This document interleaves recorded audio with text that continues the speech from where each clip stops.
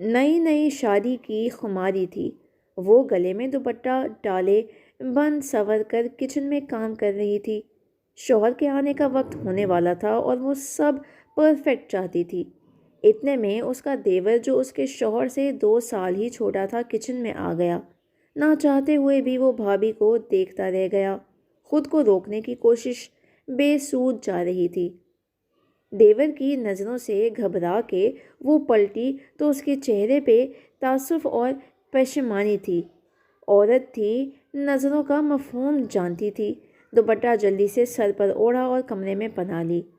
کچھ دیر بعد دروازے پر دستک ہوئی اور دیور کی آواز سنائی دی، بھابھی میں معذرت خواہ ہوں، انسان ہوں، نفس کے ہاتھوں مجبور ہو گیا اور آپ کو دیکھنے کا جرم کر بیٹھا۔ اگر مجھے پتا ہوتا میں کبھی بھی کچن میں داخل نہ ہوتا۔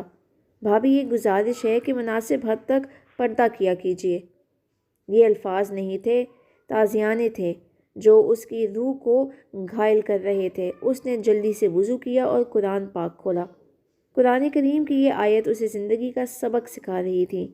اور ایمان والیوں سے کہہ دو کہ اپنی نگاہ نیچی رکھیں اور اپنی عصمت کی حفاظت کریں اور اپنی زینت کو ظاہر نہ کریں، مگر جو جگہ اس میں سے کھلی رہتی ہے، اور اپنے دوپٹے اپنے سینوں پر ڈالے رکھیں اور اپنی زینت ظاہر نہ کریں، مگر اپنے خاوندوں پر یا اپنے باپ یا خاوند کے باپ یا اپنے بیٹوں یا خاوند کے بیٹوں یا اپنے بھائیوں یا بھتیجوں یا بھانجوں پر یا اپنی عورتوں پر یا اپنے غلاموں پر یا ان خدمت گاروں پر جنہیں عورت کی حاجت نہیں، یا ان لڑکوں پر جو عورتوں کی پردہ کی چیزوں سے واقف نہیں، اور اپنے پاؤں زمین پر زور سے نہ ماریں کہ ان کا مخفی زیور معلوم ہو جائے۔